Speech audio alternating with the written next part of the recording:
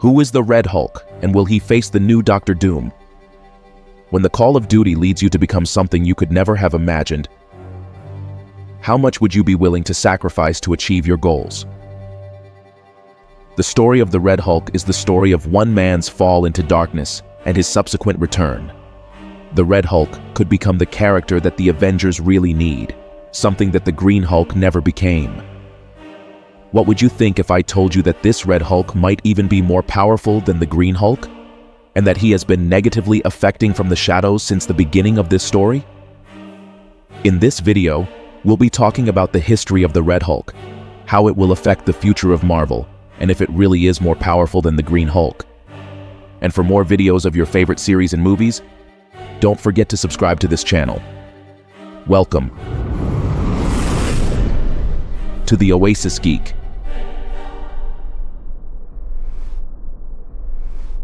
Before starting this video, I invite you to participate in the new giveaway we will be having in this channel, where we will be giving away the first volume of Scarlet Witch by Steve Orlando, a story that will mark the future of the Marvel Universe. To participate, all you have to do is comment which is your favorite moment of the Marvel Universe. The winner will be announced on November 30th. To talk about the Red Hulk, we must first understand the origin of the powers of this type of soldier. In 1943, a project called Rebirth was created where the super soldier serum would be administered. As a result of this project, Captain America was born. Steve Rogers was a short guy without much physical strength, so when the serum transformed him into the powerful Captain America, the government understood that developing this formula could give them an incredible advantage over other nations.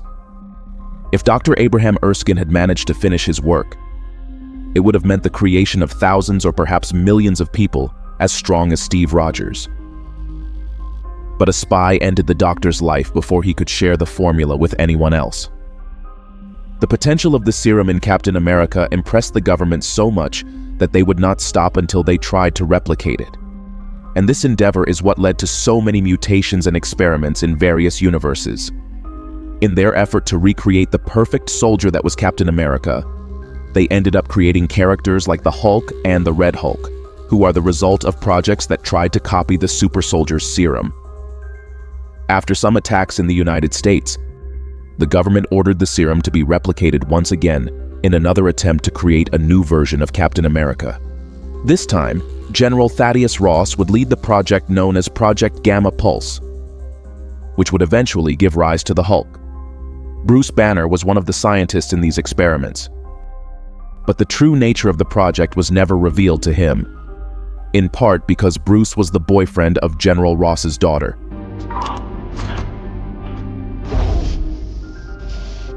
However, while Bruce Banner became an Avenger, his boss and former father-in-law, Thaddeus Ross, was doing everything he could to maintain the security of his nation and imprison Bruce. Ross began pushing for a treaty to reveal the identity of the superheroes, the Sokovia Treaties. After an accident caused by the Scarlet Witch, these treaties led to the Avengers being pitted against each other in civil war. Because of Thaddeus Ross, the Avengers were divided at the time Thanos attacked, resulting in the defeat of not only them, but the destruction of half the life in the universe. Thaddeus has been behind the attempts to control the Avengers from the beginning. Since his daughter was Banner's girlfriend, he developed a deep hatred for this green creature. It is ironic that he ends up becoming the Red Hulk. The next member of the Hulk family we have in the Marvel Cinematic Universe is She-Hulk, a lawyer who is Bruce's cousin, and after an accident, was also affected by the Hulk's abilities. This female version is not as chaotic as her cousin, and has better control of her powers. However, she is not serving the government in the way that other Avengers had done. In fact, she seems to have no desire to be a superhero. Before delving into the Red Hulk, it is important to mention William Hurt, who played General Thaddeus Thunderbolt Ross in the Marvel Cinematic Universe, or MCU, from The Incredible Hulk in 2008 to Black Widow in 2021. Sadly, Hurt passed away on March 13, 2022 at the age of 71. After his death, Ross's role was assumed by Harrison Ford, who will make his debut in Captain America: Brave New World, scheduled for release on February 14th, 2025. Now, the last time we heard about this character, he was at Tony Stark's wake, after they reversed the effects of Thanos. His character was among the Mad Titan's victims, but Tony Stark brought him back to life. This is something that will possibly lead him to rethink the opinion he had of the Avengers, as he used to see them as enemies, but now sees the usefulness in them. The Avengers were not only necessary to save the world, but they managed to save the multiverse. After the events of Endgame, this character becomes the President of the United States and restarts the Super Soldier Serum Project. This is where the story of the new Captain America comes in. As always, this man, while wanting to keep the peace and security of his country, also seeks to control the Avengers and wants the position of Captain America to be something more governmental. The fight between the Red Hulk and the new Captain America, shown in the most recent trailer for Captain America: Brave New World, reveals that Thaddeus Ross will eventually become the Red Hulk. This character will have one of the biggest character and villain developments in the Marvel Universe. He will go from being a soldier experimenting, who caused the creation of the Hulk and the splitting of the Avengers when Thanos attacked, to transforming into the Red Hulk, a creature that threatens the entire world.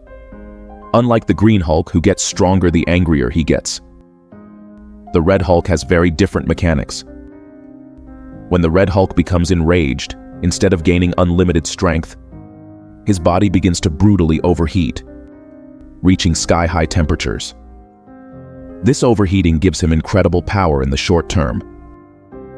But like a fanless computer, he runs the risk of burning out and losing strength after his most intense attacks.